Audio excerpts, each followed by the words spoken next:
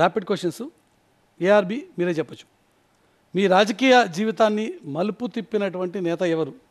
ఒకరు వైఎస్ఆర్, రెండు కేసీఆర్. రెండు కాదు. మొదలు ఆయన క్యాబినెట్లో పనిచేశారు, నా జీవితంలో జరిగినటువంటి సంఘటనలు నేను ఎక్కడ కాంప్రమైజ్ కాలే, అదే నన్ను ఇక్కడ దాకా తీసుకొచ్చింది.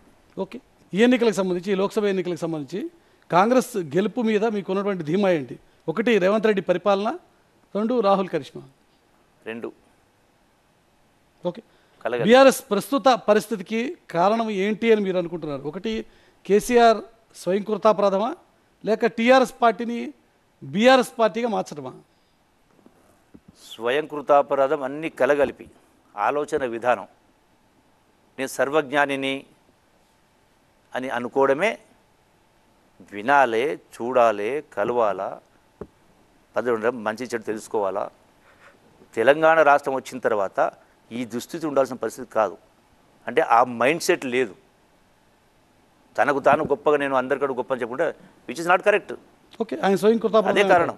ఓకే, స్థానికంగా మీకున్నటువంటి ఇష్యూకి సంబంధించి బీరం హర్షవర్ధన్ రెడ్డితో మీకున్నటువంటి వ్యవహారం ఏంటి? ఏమీ లేదు.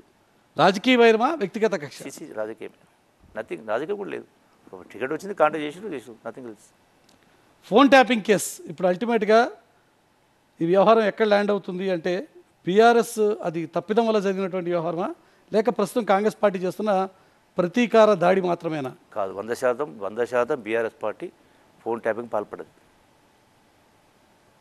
కక్షపూరితం కాదు. ఓకే, మీ వ్యక్తిగతంగా జూపల్లి రాజకీయ లక్ష్యం ఏంటి?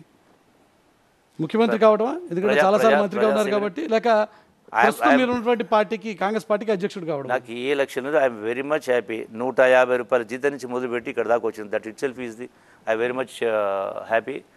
నేను దిస్ ఎనఫ్ ఫర్ మీ అనుకున్నాను. రైట్ జూపల్లి గారు, థ్యాంక్ యూ సో మచ్.